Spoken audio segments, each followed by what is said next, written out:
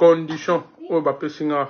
eza au moins soki ngai nameki kofuta adversaire na nga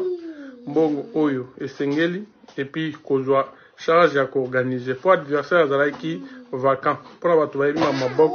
titre oyo Daniel Dubois azalaki nango avant ke kobundela na ozik etikalaki vacant sikoyo moto atikaki yango vacant nde aza na posa ya kozonga Emmanuel Char yake abundela titre na ye sikoyo contre nga numéro 2 po de Wonta Walda aboyi kondima andimi abunda na Joshua. Alors eloko oyo ezongeli ke non soki ngai mboka na nga bandimi gouvernement congolais bandimi kofuta mbongo adversaire et koorganize combat na Congo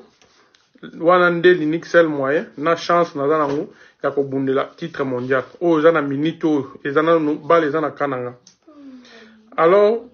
namoni ke chance yango wana dream na ngai ya ke non nakoma champion du monde yango wana eza prêt et puis ya koluka koteka image ya mboka na nga yango wana mpo naza na Angleterre baanglais baboyi kotya mbongo na bango anje mpo bayebi ke na koteka te billet et puis baanglais bakosomba live mingi te nde basombaka ba pay per view here mpo na nini mpo naza anglais te baamona intérêt na bango te. Alors nameki kokomela ministre ya sport oyo aza sikoyo Kabulo mwana Kabulo beaucoup de respect bisika aza arépondre nga te nabengi appel pas de suite.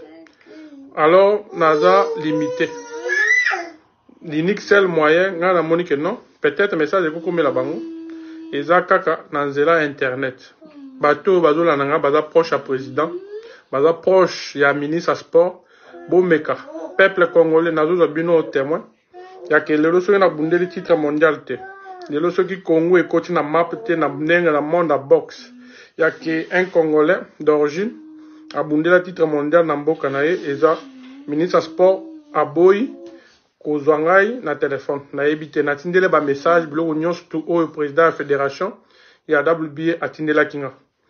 na minute oyo bazotuna ngai nazozanga eloko ya koyebisa bango mpo ke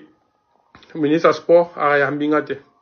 yango nazosala video oyo message oyo emeka kokomela président de la république yake non son excellence naza na combat na table yake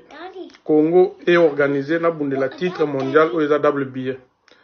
soki lisungi eza son excellence ke peut-être équipe na to bato baza kuto pembeni na yo babengi nga mpona koluka koyeba ke ezosenga nini ata kotya bango en contact direct na président ya fédération ekosalanga bien ke nabundela titre oyo eza mpona lokumu ya mboka eza mpe mpona honneur ya mboka na surtout ke kocontribue na vision na ngai ya kozala champion du monde un jour nde message naza nango moke yake nasengi bino bopartage merci mingi nde botikali bozo komante eloko mosusu ezosalanga mpasi eza ke ministre ya sport aye sika mpona kochange makambo me naomona kaka makambo ezose repete makambo elekakaki naboyaki koloba mpo soki nalobaki naloba na ngonga wana ndenge moto ezalaki likolo bolingaki kaka bomona yango bato mosusu balinga bazwaka na ndenge elekanaki wana me nazomonaki ezose repete naza na message ya ministre ya sport nde nazokomela ye azorépondre nga te